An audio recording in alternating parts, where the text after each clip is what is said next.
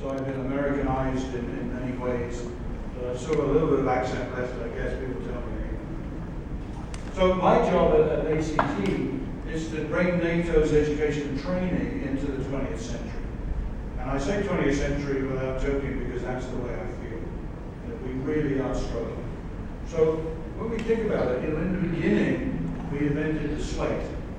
And the kids, or the kids up to 4 years old, were allowed to do education back 100 years ago, before they went to work, they would draw on their slate. And then we really got to technology took off, and we invented the blackboard, not a LMS learning management system, a chalk and a bit of board that we write on. And pretty much this stayed with us for about 500 years. And it's still state of the art in many places. We updated it to a whiteboard that you can write on the different colors. But that's pretty much where we are today. Smart boards are starting to creep in. But I've seen so many smart boards sitting in corners of rooms, and people put their PowerPoint on it. They have no idea how to use it smartly. So again, we're failing. But then there was another leap in revolution, and this is really going back to my childhood. I'm probably the oldest person in the room, maybe you're equal on correct. But so then we invented the overhead projector, and this was groundbreaking for students, for teachers. You could write on an acetate sheet, put it on a projector, and it would go up on the blackboard. So this was revolutionary, fantastic. And then we moved into, of course, PowerPoint, and this is pretty much where we are today. So 99% of, if you go to naval education training, or I would say any military education training in whatever country, you're going to be PowerPointing today. And this is the norm. And we have a school in Germany, and pretty much you go for a week and you spend 5 hours a day listening to PowerPoint. They've tried to revolutionize it. They have syndicates now, so you have a little bit of session where you talk to each other, but basically you're watching PowerPoint. And maybe our classrooms changed a little bit from the one in the top left. We have a computer in front of you now. And what do you do when you open the computer? People play on Facebook, and they look at their mail, and they're not paying attention to the teacher. So we discourage using computers. So my job is to sort of take this and try and move it forward across all of the huge challenge. The command here is all about transformation. I like command transformation. How can we move us into the 20th century? So a few years ago, my boss, back then he was Supreme Allied Command Transformation, General Mattis. He's now your U.S. Secretary of Defense, so he's still doing very well. He was at IEDSEC in 2009, which is a major modeling simulation training show in Orlando. And he basically said to the audience of about 4,000 industry people, give me what you've given to the Air Force for land and maritime forces. Bring simulation into this game to show me, or give me the opportunity to let my soldiers be trained using simulation. And he sort of, this is the drive, and everyone ran away and they built stuff on GPS-3, if you heard about Virtual Aerospace 3. A very successful tool at the ground layer for training troops, convoys, how to drive vehicles, and stuff like that. You go after action. It's very, very successful in about 38 countries at the moment. It's still the leader. And when we look at, so in NATO, we created the NATO Immersive Training Environments, the ITE project. And we sort of looked at this, and it astounded me when I was talking to some pilot trainers that when you fly back, if you come here on US Air or whatever, the odds are that that pilot, one of the pilots up front, this is the first time he's ever been in a real airplane with real passengers in the back. Up to this point, he's been trained on simulators and maybe light aircraft. So the first time your co-pilot, hopefully he's a co-pilot, not a captain, he'll say, I'm taking the plane today. This could be the first time he's ever flown a plane, for real. It's pretty scary. But that also proves the value that we place in simulators, that we trust this guy to be trained well enough in the simulator to fly with real passengers paying money. But we're not there yet for land and ground forces. So we're trying to think forward. And we're trying to push the window here. So one of my colleagues, Wayne Buck, back in 2010, went to our budget officers and said, I need some money to buy a virtual island in a virtual world. And they sort of looked at him like he'd come from Mars. You want what? You want to buy a pen, you want to buy a computer, that's easy, great, we can do that. You want to buy a virtual space in a virtual island that doesn't exist anywhere, it's just in the ether. Yeah, can we do that? And it took us forever to get the budget people to be convinced that this was the future. And we did, we bought an island and we flew around, and it didn't really Jeremy said earlier on in his lecture, it was kind of groundbreaking, but it wasn't really. The adult industry, shall we say, took away with it, but in terms of training, it didn't do a lot for us. So where do we go next? So we sort of developed, and we tried to come up with some programs to look at different ways of doing it. So we went away and we did we do e-learning, so you do a basic e-learning course, you take an e-learning course, and then you go into an iPad or to some sort of a sealed game. So you've been doing one for maritime boarding, you go into the game, you explore the ship, you look at the different smuggling tactics, you search the crew, whatever you need to do, and then you leave, and then the game analyzes how well you did. So you're learning your doctrine, you're learning the tactics of how you do this. And we did this for civil military, so if you're deploying into a humanitarian area, we were training the military how the United Nations and how UNSCR operate, so we're getting them familiar with each other. And again, we were doing this avatar-based. We tried strategic level training, we tried NATO security, we tried NATO introduction, and that was the one Jeremy worked on for us, and we've just done a legal rules of engagement course. And these were all sort of avatar-based, walking around in quarters or walking around ships or buildings or tents, and just sort of getting familiar, and we kept experimenting, we kept calling it experimentation. And then on the right, once you learn that doctrine, you then go into something like EBS3 where it's live, it's happening on the spot. The instructor can change the target, he can change the goals, he can add an IED, he can move the vehicles, he can break the vehicles out. Everything is happening on the fly, so it's unscripted action. And we're trying to see all this work. And so far, everything on the left, with no discredit to what you did for Jeremy, has failed. We take this, we launch it, and it doesn't bite. The senior leaders, the generals, the colonels, they're not getting it yet. The young people, and they keep saying we've got to move forward because the people coming in the military today, they're all used to playing games, and they're not going to sit in front of PowerPoint for 8 hours. So what do? We sit in front of PowerPoint for 8 hours, and then we turn down everything we're trying to bring in to bring the work forward. So it's a huge challenge for us. We spend a reasonable amount of money. And I work a lot with the US military and other militaries, and no one yet has convinced me, other than things like EBS3, which are working on a tactical level, but in using avatar-based training for us, for training individuals, we're not getting it yet. And we don't have the metrics to prove it's worth the money. So I'll show you a couple of examples of what we did. These are two we did in a program called the EBS Worlds.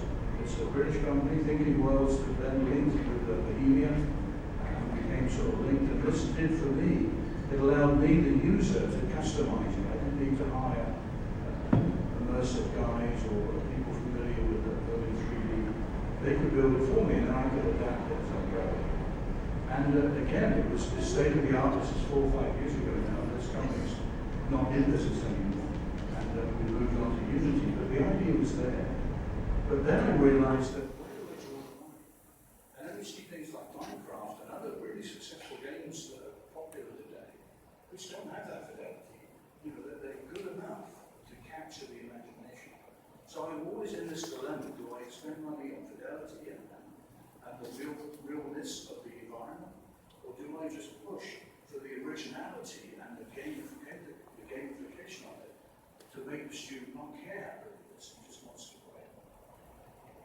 So these are some of the challenges we have.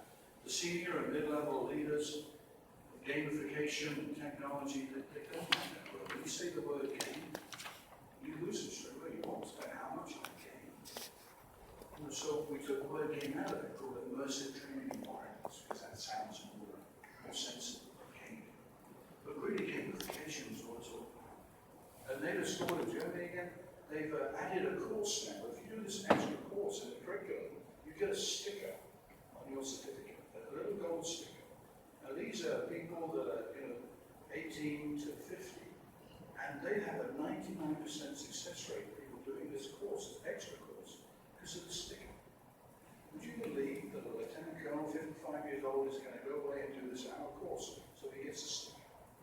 He will. This is staggering to me, but they are. They want to get this sticker. And so this is another thing we've got to add into our game, in this can I get your award, get the badge, or whatever the princess for. Military governments, of course, a nightmare. Most of our students have to go home to do whatever they want to do, because they can't do it on a military network. plugins are not there, the bandwidth's not there, we're still running Windows 95 or whatever version we were running. We're not state of the art, so I'm trying to push the window. At the same time, I'm taking my customers away because they can't do it in their work. They've got to go out to do whatever technology uplift we're trying to achieve. Money's a big one. I could build a standard e-learning course for a quarter of what I can build an avatar-based course. And that's even a mid-level one. That isn't a really good one. So is the value added there that I can do? That's a huge challenge for me. And is it worth investing that money to get the gamification, to get the students to like and move forward? Or can I just turn out a reasonable e-learning course with a bit of interactive activity? It's a huge challenge for us. And then contracting. We just, last year, if you're interested in looking for work for us, always look at our website. We put out our request for proposals out there, and we just did one last year to build a rule of engagement game. So we gave a fairly good specification. What we wanted this game to be as a prototype. We awarded $150,000 for a 5% solution to this long-term game. And we had about 12 companies bid on it. But the results are not there. It's not what we wanted. So, even though we wrote the RFP really well, the result is disappointing. So how do we write this to give you guys enough imagination to do it for us, but us enough sort of legal grounding to say, you didn't build anything we wanted, we didn't work on this, we didn't work on that. So we want to have innovation, we want to have imagination to support us, but then we have to write it in a 1,000-page document, legal speaking, to make sure that we both know what we're doing. And we don't know what we really want. And you can't really bid if you don't know what we want, so we're in this constant. So there's one thing I think is working, and this is what I'll close up on, is we're developing a siege job simulation. So when you deploy into an exercise or an operation, you end up normally in a tent somewhere, and the whole world is in that tent. We're managing our air assets, land, everything. So we went out to a few exercises in the NATO world, and now we're trying to duplicate it. And we've done this with a company called ECS based down in Orlando. It's lynching upon US software already. They developed it, I believe, for Homeland Security. So they have this engine, the Nexus engine, and we're packing into this. So I'll show you a quick video of what it looks like.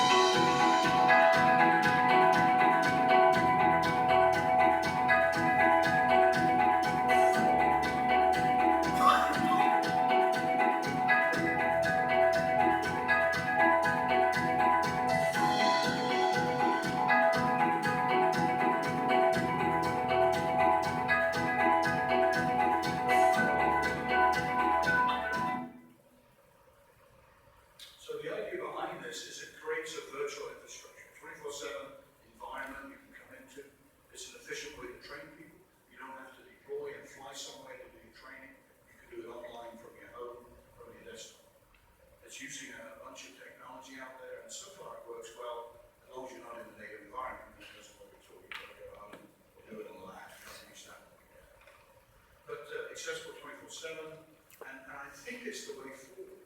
And the key reason for that is everyone is complaining there's not enough money to go around. So we do an exercise with 50,000 people from 28 nations. They arrive the week of the exercise, they do 4 days of PowerPoint to death, and then the exercise kicks off. And the first week they learn how to do their job. Second week they can actually do their job. What about if we could train all that up front? They're working, they're coming together, they're talking to each other. They're getting used to what they're going to do. They log into a native computer, they see the command and control systems they're going to be seeing in a real-life environment. I think it's a winner. We showed this in Bulgaria in February. We had a big meeting in Bulgaria. We showed it to 25 officers. 2 walked away and said, this looks good. The others, it's another game. My kids will like this. That was the sort of attitude my kids will like this. 2 of them said, this looks incredible. How can we support it? And really, that's the 2 I want to jump on and try and use. But this is still what we're trying to push, this concept of this as it's a game. So some of the other stuff, luckily with your tax money, thank you very much, I get to write to waste.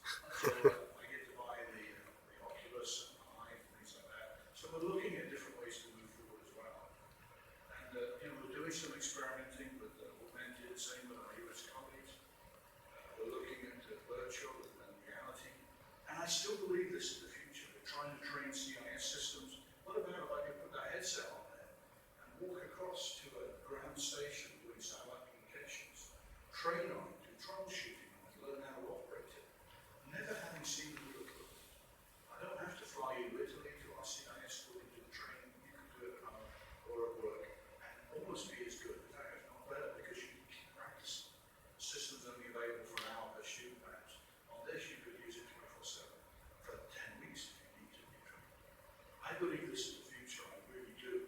I'm struggling to get anyone else to believe it with me. That's my challenge. So, we're playing with this stuff. We're trying to find ways to do it. But again, my French four-star came down one day and we put a headset on it and he said, this is fantastic. What can we do with it? And I went out to some companies and I said, build me a three-dimensional headquarters at ACT so he can walk around his own headquarters and learn where things are. And I said, sure, we can do that, 100K.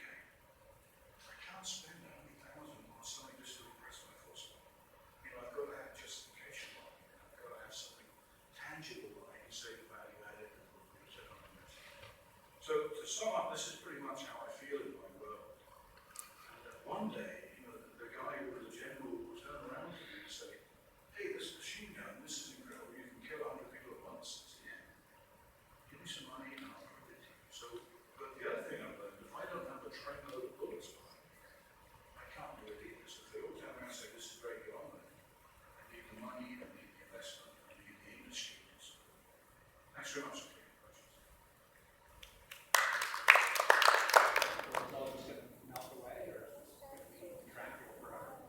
Waiting for that. They're going to say the 18-year-old today will be the colonel of tomorrow. Well, we're now in this business for 15, 20 years, so they should be the lieutenant colonels and colonels. I'm not seeing it now. Unfortunately, I'm not seeing it. Yeah, so this is obviously, you're with NATO. Do you use people who are not in the military to work with Unity or do your graphics and simulations? We do, yeah. We contract out. We don't have any skill set in ourselves.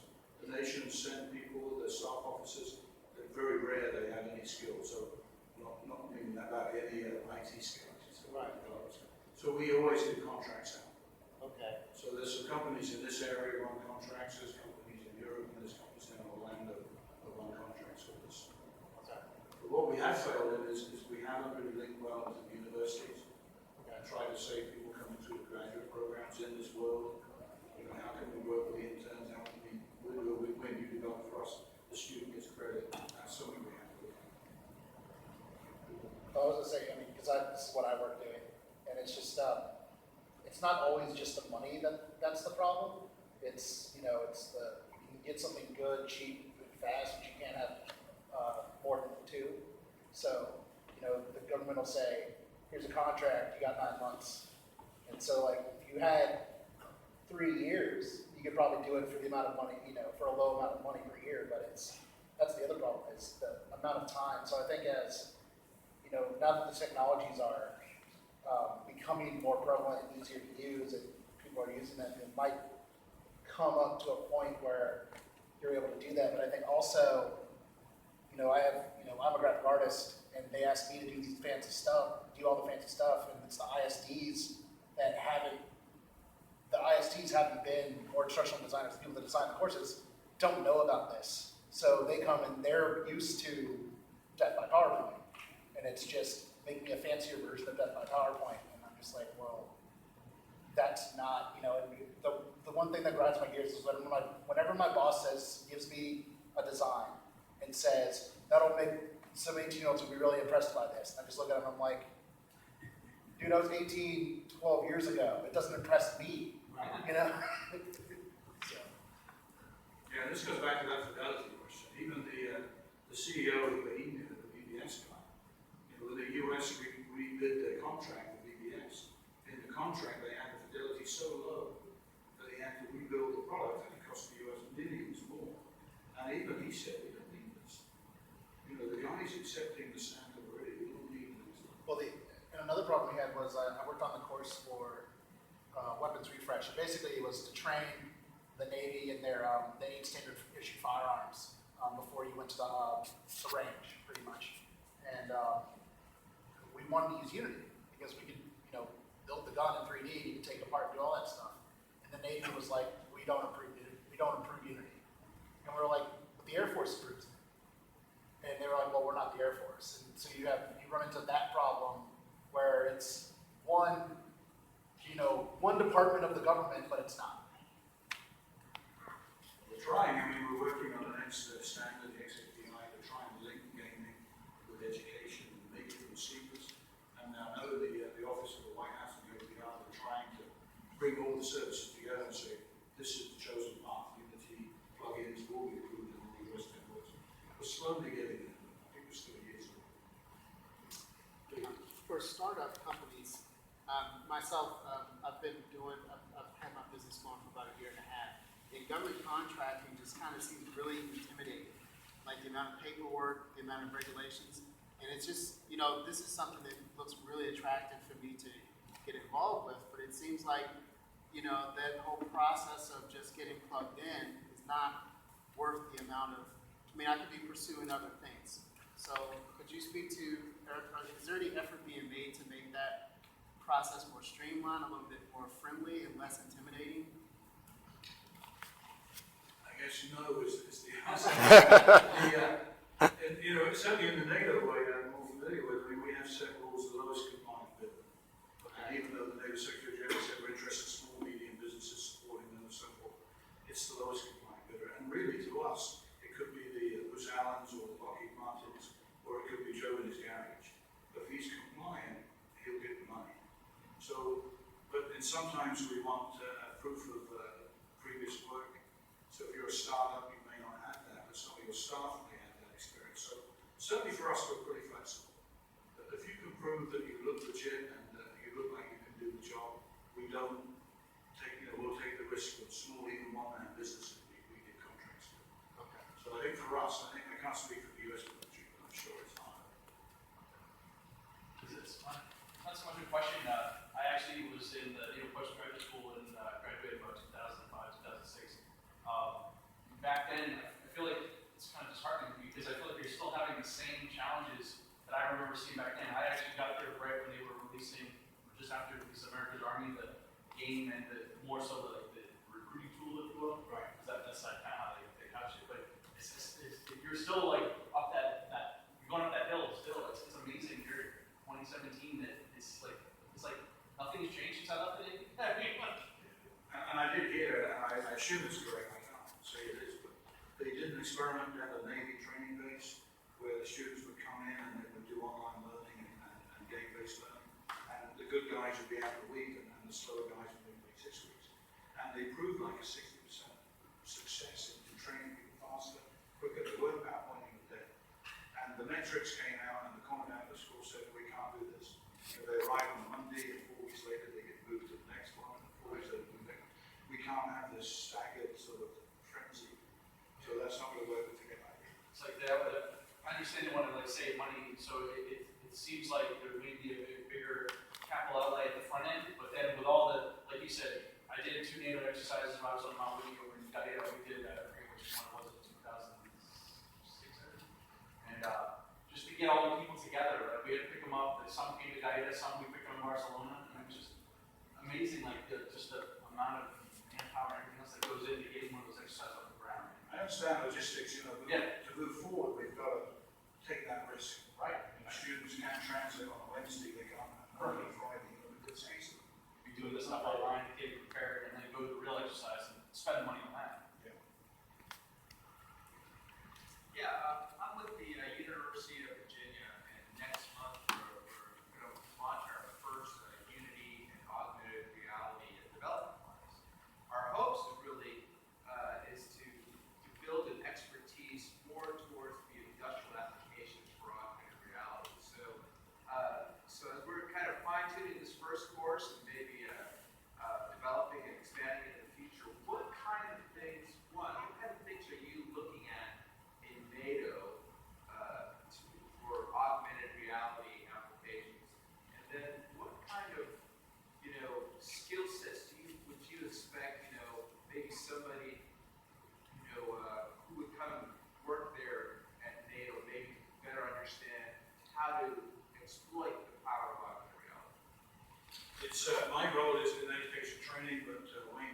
is in future solutions. So he's looking more at the sort of next gen. But I know in the augmented reality world, it's really the sort of Robocop idea, to coin that, where you've got the glasses on and you're looking at something and the information comes up.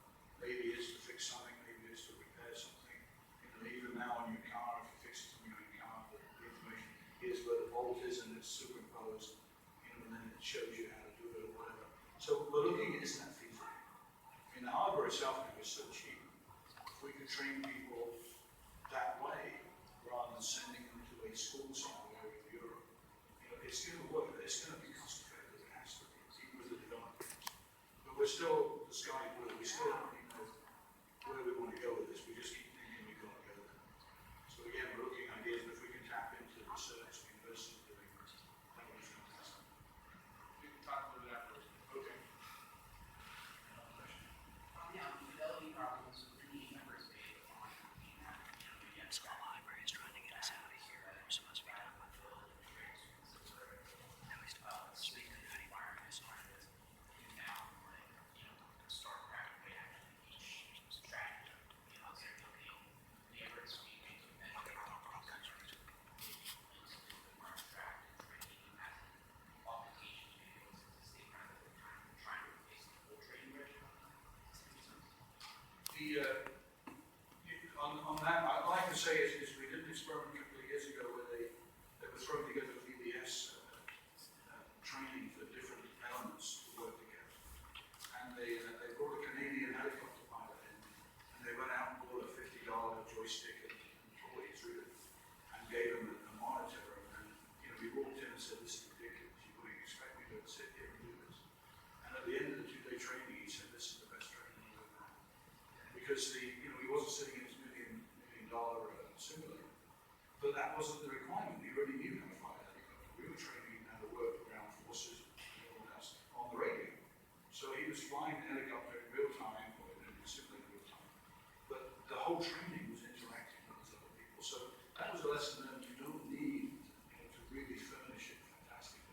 The sense of realism that comes from the brain, not necessarily from the environment you're in. Can you focus in on the outcome? Yeah.